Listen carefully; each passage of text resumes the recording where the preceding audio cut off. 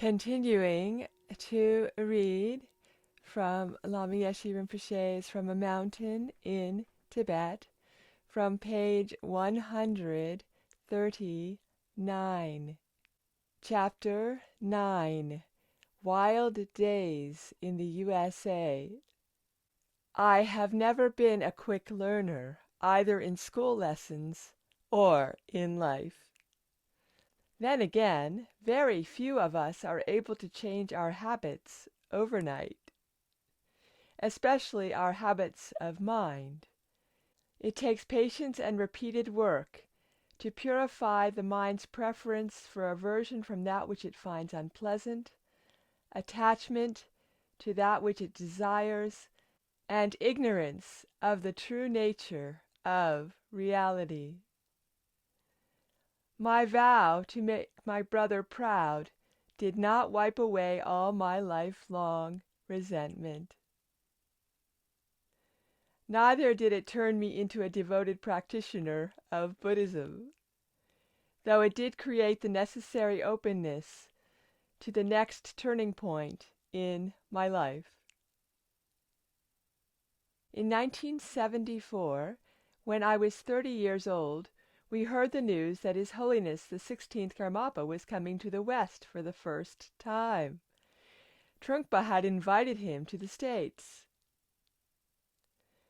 Akon asked the Karmapa to come to Samiling on his way back to India. He would be traveling with Sister Palmo, who had been my nemesis and my savior while she was still Frida Betty, as well as a group of monks and lamas. As soon as I found out about this visit, I was determined that I would go with His Holiness the Karmapa to the States. My motivation was, on the one hand, quite straightforward and self-serving. Once again, I needed to escape my life. I was bored, restless, and fed up with chilly, damp Scotland, and living in Akon's shadow. But, on the other hand, and more positively, I remember very clearly my sense that I could not miss this opportunity simply to be with His Holiness the Karmapa again. To serve him. He had been an exceptionally positive influence on me, and I longed to be back in his presence. I was also very keen to see Trungpa. Opportunities and valid excuses to travel were few. This was too good to miss. So I put it to Akon that I would be useful to Karmapa's party. Aside from Sister Palmo, none of them spoke good English. I had previously acted as translator to the Karmapa back in Rumtek, and volunteered to do so again. This was agreed to be a good idea, and I was added to the trip. I was jubilant. The group was flying from Delhi to London and then on to New York, so they took a few days in London to rest. I traveled down and made an appointment to see His Holiness the Karmapa.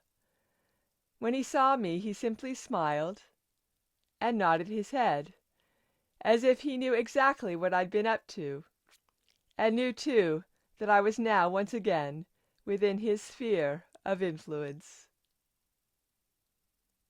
There were 15 monks in the group, and most of them were quite elderly. They were used to the wild open spaces of Tibet and the chaos of Indian towns, but not to airports or Western hotels. They had already caused the Karmapa some worries by wandering in and out of airport security zones and getting lost in London. So he asked me to be the group's discipline master. That is a role that's not usually assigned to a young layperson, but with my English and my familiarity with Western ways, I was equipped to do it. I followed them around like a little dog, shepherding them this way and that. My first flight to New York was almost as thrilling as riding away from Dolmalakan had been 15 years before. I was so pleased to be getting away from Akong, Samiling, and my failing shop in Dumfries. I had stepped into a different world, one where everything was easy. I was given special treatment, not because I'd done anything to deserve it, but because of my link to His Holiness the Karmapa. From the moment we took our seats on the plane, we were all treated like royalty. Trungpa had arranged everything with funding from a multi-millionaire Chinese-American businessman called Dr. Shen, who was devoted to the Karmapa. Money was no object. Even His Holiness's sacred black crown had its own seat on the plane. Dr. Shen had been a minister in the Chinese Republican government before the Communists came to power. He escaped via Taiwan before coming to the States and founded a shipping company. As well as being extremely wealthy, he was very devout. He donated more than $1 million a year to Buddhist causes and had promised to do whatever he could to help establish the Dharma in the States. When we arrived, we were met by a fleet of limousines and driven to Dr. Shen's mansion on Long Island. He was not present since his main home was in Chicago, and he was traveling for business. But we spent a couple of days resting and being waited on by his staff and Trungpa's Western students. Then it was time to launch into the program that Trungpa had scheduled. It was to be a 2-nation tour taking in cities across the United States as far as Los Angeles, then up to Canada, and eventually back to the eastern coast. I was overjoyed to be reunited with Trungpa. Not that we had much time to talk during my first few weeks in the States, as we were all too busy. But it was so good to see him, and feel that he was the same as ever, and that our bond was intact. He was relatively unknown at this point, though his reputation as an outstanding teacher of the Dharma was already growing. Just the previous year he had founded a big new center in Boulder, Colorado, called Vajra Dhatu, which means the Diamond Realm, a metaphysical space inhabited by the 5 wisdom Buddhas. But it was Karmapa's visit that allowed Trungpa to really establish himself. Trungpa had a gift for taking the essence of Vajrayana Buddhism and making it accessible to the Western mindset. Vajrayana is the third of the 3 historical phases of development of Buddhist teachings and practice, which occurred from the 6th century onwards in India and was brought to Tibet by Guru Rinpoche in the 8th century.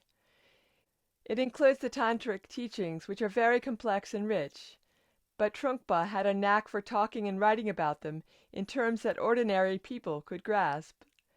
He was thriving and appeared to be far more at ease than I had seen him since we left Tibet. American ways seemed to agree with him. Sister Palmo was also delighted to be with her Lama in shining armor again. I could see she was proud of what Trungpa was building in the States. He was as affectionate to her as ever. He always acknowledged how much he owed to her, his first English teacher and champion. Over the course of the trip, she and I also grew closer. I observed that His Holiness the Karmapa trusted Sister Palmo completely, and this helped to soften my former resistance to her. She was kind enough to be appreciative of my efforts, and I was better able to see her many good qualities and her achievements, which were undeniable.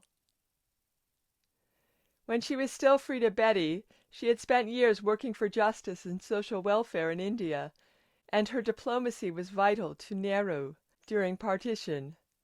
Above all, her role in the spread of Tibetan Buddhism to the West was absolutely vital. The young Lama's home school, where the Tulkus learned English, was key to the spread of Dharma beyond India.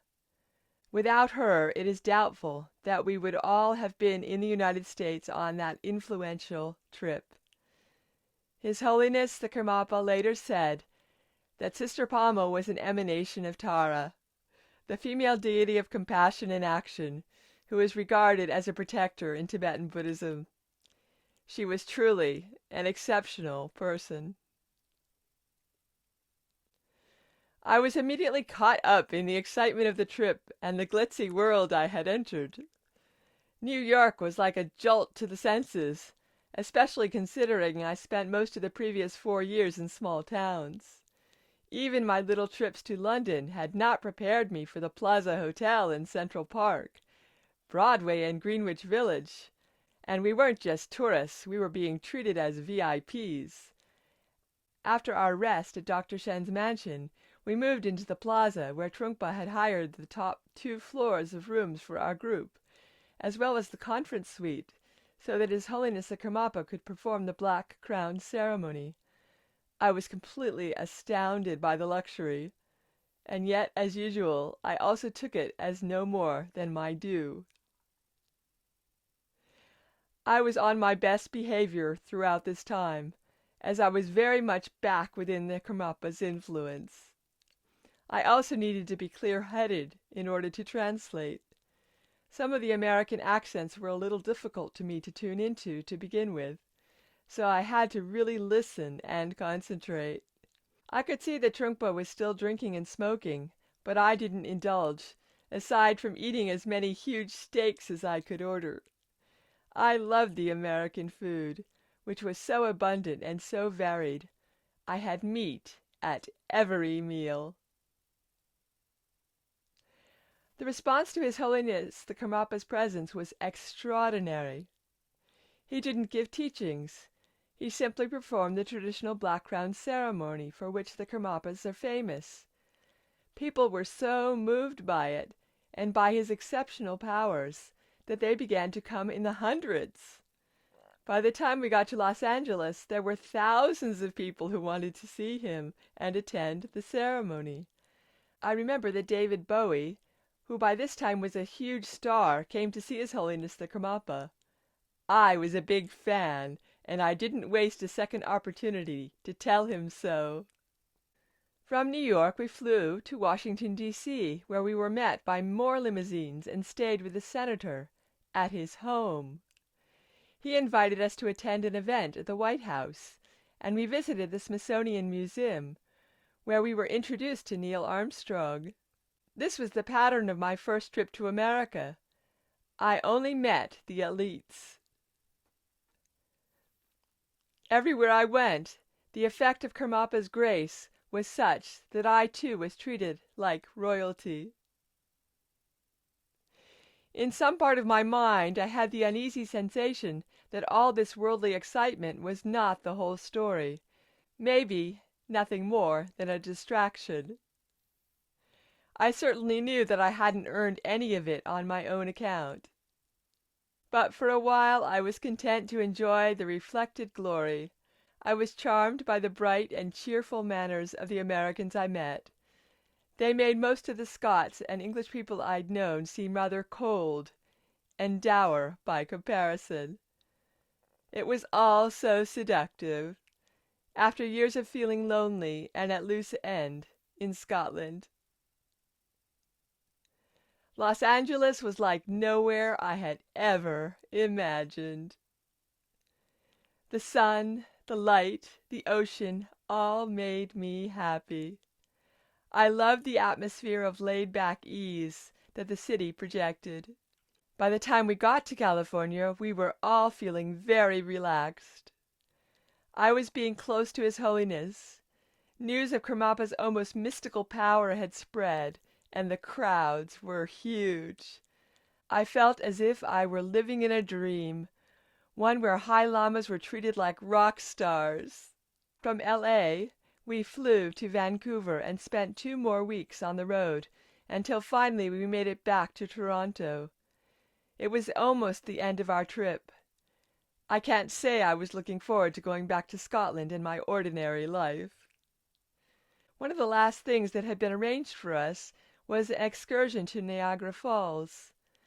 After we had spent some time admiring the power of the water, His Holiness asked me and Tenzin Chuni, a young monk from our party, to go with him to the U.S. side of the falls, where we would meet Dr. Shen.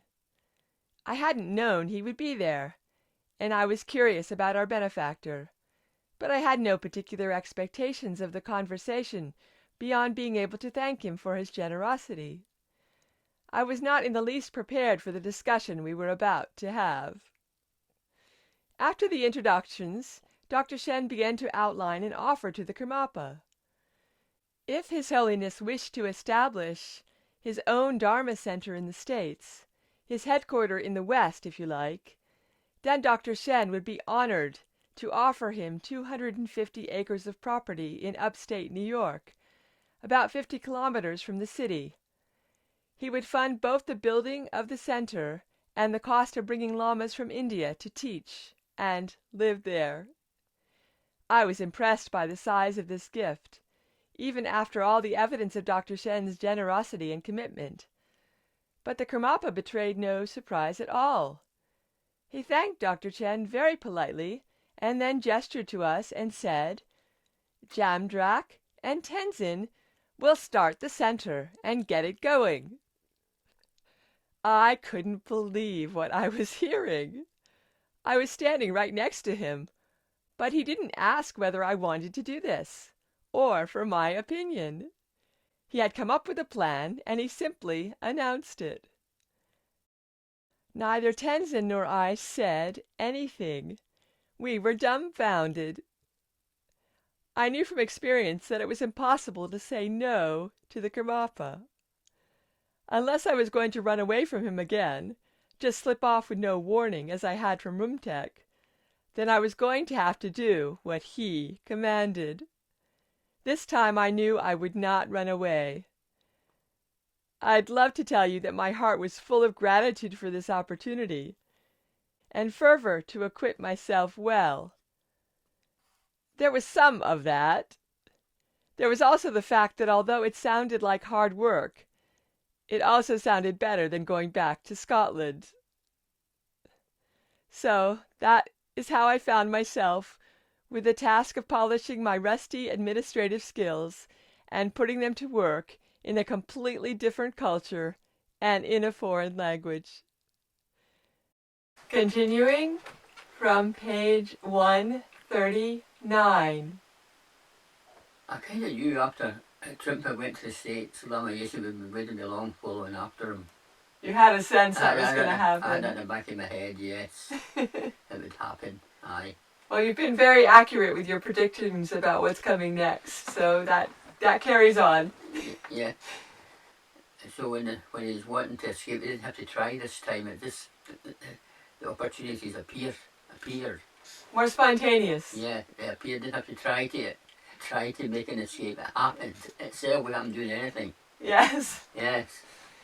The Karmapa coming to the States and him to go and work for the Karmapa. So that put everything in its place, you know. And then when he got there, he didn't feel it coming back again, but so he was reading that, and all of a sudden, you know, after the Karmapa asked him and the other monk to run the centre, he was dumbstruck. He was delighted with that. It meant he didn't have to go back, he had to stay where he was to do things. I think that would make him very, very happy. And it's a pity Trungpa still carried on with smoking and drinking. But anyway, Lama Yeshe made some kind of change. He had some control over it. He was able to not do any of that stuff. He had control over it. Yes, the presence of His Holiness Karmapa gave him the boost he needed, didn't he, to That's right. rely on his inner strengths, his own inner strength. That's right. Because it doesn't sound like the Karmapa said anything at all to him about any of his behaviors. He just knew Karmapa could read his mind and knew where he was, and he desperately wanted to have that connection be very positive. Yes, it was quite good. It inspired a part of himself to step forward and to be responsible and available for the work that he was being asked to do. Yeah. This time he was doing very, very positive work, you know, very which was very good. Very meritorious. Aye, very meritorious, yes. And very good for himself, because he was using all the things that he had studied and learned along the way. He's putting it into practice now. He's being able to use his talents and his training in the service of the Dharma. Yeah. Yes. So that worked out quite well for him. Yes. Yes. Yes, it did.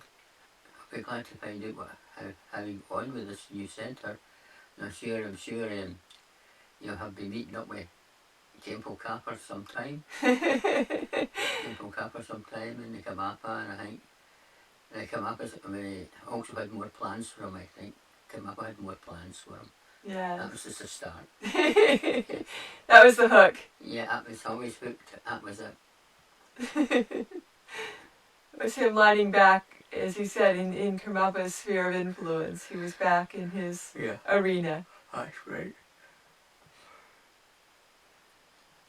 So there's a lot of positive energy that's generated just even by hearing this part of the story. All of a sudden there's a surge of potential and possibility, and we can feel His Holiness's energy coming through the story as a stabilizing and a positive force. Yes, so... It's also very beautiful, isn't it, that he was able to make some peace and reconcile and move forward with Sister Palmo in a positive way. That's right. What a transformation! when Kamapa says he was an emanation of Tara, well, that was it, wasn't it?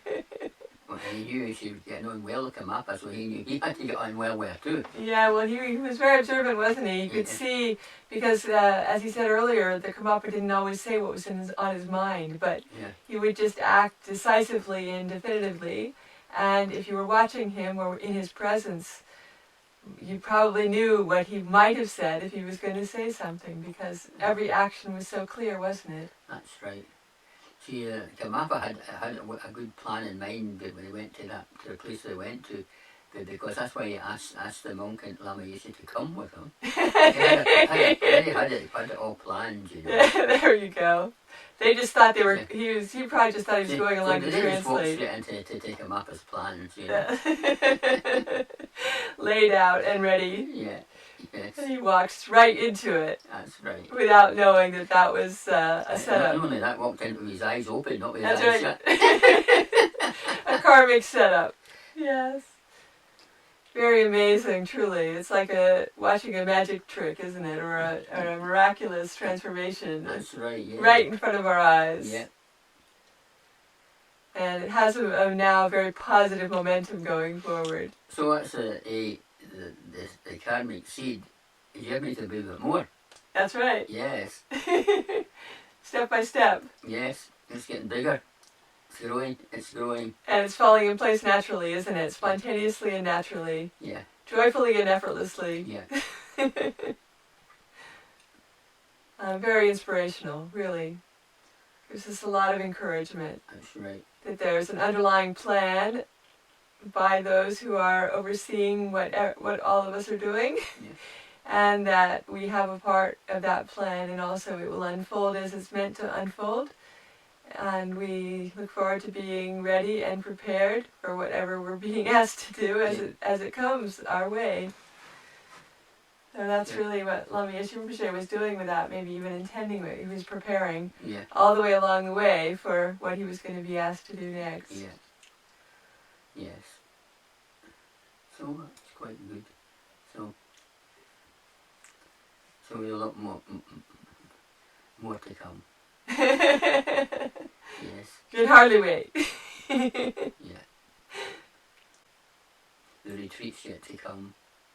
Yes, some of the parts of the story that are going to unfold. And ordination's got to come. Yes. Don't let too much out of the bag. No, they're all in front. But Lama Yeshe does know that you know this story, so he's not at all surprised if you say things that he hasn't mentioned in the book yet, because we have certainly heard about certain parts of this story orally and repeatedly in the talks that Lama Yeshe Rinpoche has so kindly given us to help us have a preview and to be so eagerly anticipating this book that pulls it all together. Yes.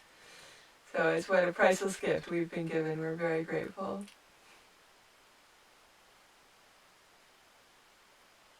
So, are you happy? Yes. And are you happy? Okie dokie, I'm happy. Okie dokie. Getting happier as the story is moving in the direction that it's moving. Yes. Because there really is a momentum, and it is possible to feel Karmapa's energy through this story, through Lama Yeshe Rinpoche. Yeah. And that is very wonderful experience, very inspiring. Yeah. And comforting and encouraging and positive. Yes. It's the medicine the world needs Yeah. now and at all times.